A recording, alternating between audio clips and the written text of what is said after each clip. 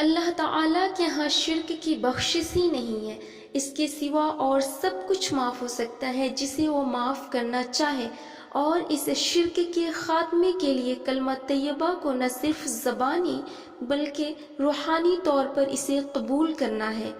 کلمہ طیبہ کو صرف زبانی طور پر پڑھ لینے اور اس پر ایمان لانے کا مطلب یہ ہرگز نہیں ہے کہ ہم جس طرح چاہیں اپنے اعمال رکھیں اور اس کے باوجود بھی اللہ تعالی ہمیں جنت میں جانے کی ضمانت دے دے گا، بلکہ اپنی زندگی کو جسمانی، ذہنی، جذباتی، لسانی اور اخلاقی ان تمام اعتبار سے خود کو کلمے کے مطابق ڈھالنا ہوگا۔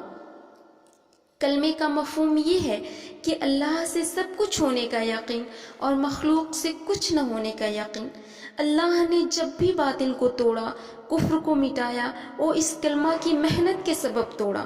جب اخلاص اور قوت کے ساتھ کلمہ وجود میں آتا ہے تو باطل کو توڑ دیتا ہے۔ جب کوئی قوم ہلاک ہوئی، وہ مسلمان ہو یا کافر، اس لیے ہلاک نہیں ہوئے کہ ان کے پاس طاقت کی کمی تھی یا دنیاوی اسباب نہ تھے۔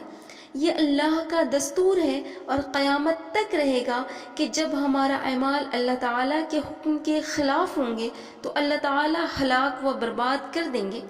لیکن آج بھی ہماری زندگی اس کلمہ کے مطابق بن جائے تو اللہ تعالیٰ کی مدد اسی طرح آ سکتی ہے جس طرح صحابہ اکرام رضی اللہ تعالیٰ عنہ پر اترتی تھی۔ اسلام میں داخل ہونے کے لیے 5 پلرز میں سے ایک پلر ہے یہ۔ اس کو اقرار کیے بغیر ہم داخل نہیں ہو سکتے اسلام میں۔ شہداء یعنی لا الہ الا اللہ محمد رسول اللہ کی گواہی دینا ہے، جس کا معنی ہے نہیں ہے کوئی معبود سوائے اللہ تعالیٰ کے۔ یہ اسلام کی اصل جڑ ہے اور باقی سارے اعمال اس کے شاخ ہیں۔ یہ اس درخت کے مانند ہے کہ جس کی جڑیں زمین تک کے اندر تک ہوں اور اس کی شاخیں آسمان تک پہنچ رہی ہوں۔ اللہ اکبر۔ اسے کلمہ طیب کہتے ہیں جس کے معنی ہوتے ہیں رضامندی، یعنی اسلام میں داخل ہونے کے لیے اس بات پر رضامند ہوتے ہیں کہ اللہ کے سوا کوئی معبود نہیں اور محمد صلی اللہ علیہ وسلم اللہ کے رسول ہیں۔ اس کلمے میں 2 جز ہیں اور ان 2 جز کو قرآن کے 2 الگ الگ جگہوں سے لیا گیا ہے، جس میں پہلا جز لا الہ الا اللہ، نہیں ہے کوئی معبود سوائے اللہ کے، یہ توحید پر مشتمل ہے، یعنی اللہ کے ایک ہونے کا اقرار کرنا۔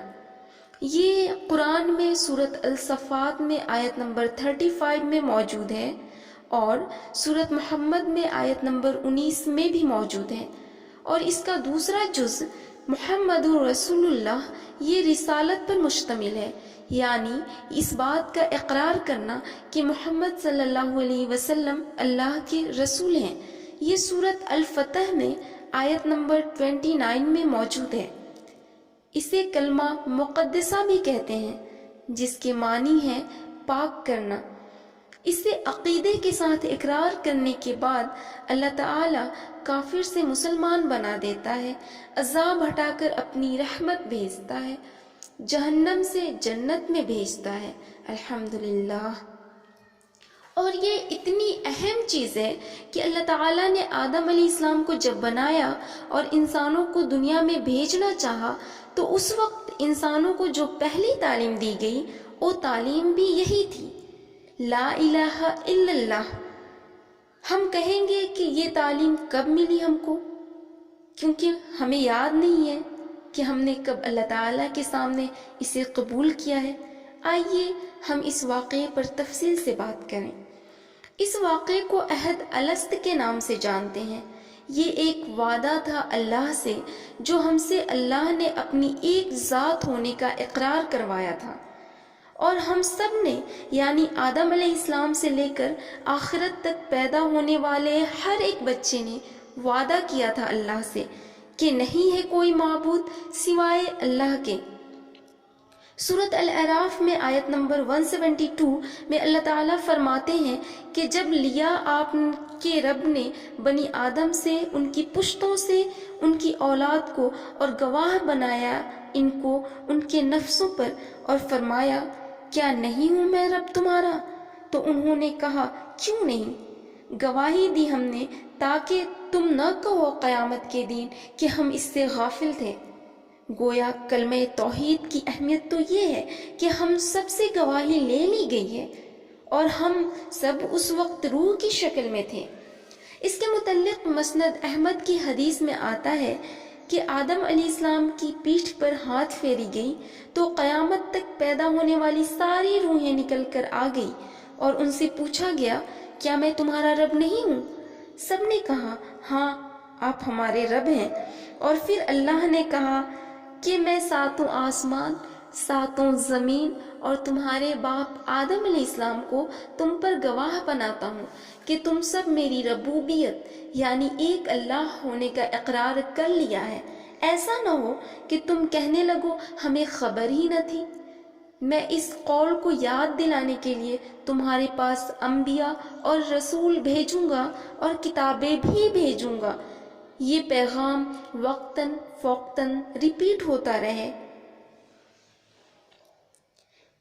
اب یہ توحید لا الہ الا اللہ شروع وقت سے ہی رہا ہے، جب اللہ تعالیٰ نے آدم علیہ السلام کو بنایا اور بنی آدم کو دنیا میں بھیجنے کی پلاننگ کی، لیکن اس کا دوسرا جز جو رسالت پر مشتمل ہے وہ بدلتے رہا ہے۔ مثلا ہم لوگ پڑھتے ہیں لا الہ الا اللہ محمد رسول اللہ۔ چونکہ ہم لوگ محمد صلی اللہ علیہ وسلم کی امت ہیں اس لیے محمد صلی اللہ علیہ وسلم کو اقرار کرتے ہیں، لیکن اس سے پہلے جو انبیاء آئے ان کے نام کے مطابق دوسرا جز بدلتا رہا۔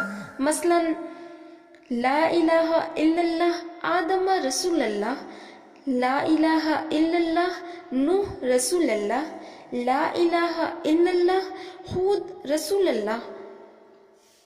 باقی تمام انبیاء کا اسی طرح نام کے مطابق دوسرا جز بدلتا رہا، لیکن اللہ اور اس کے رسولوں کا اقرار ہر دور میں کرایا گیا۔ وآخر دعوانا ان الحمد للہ۔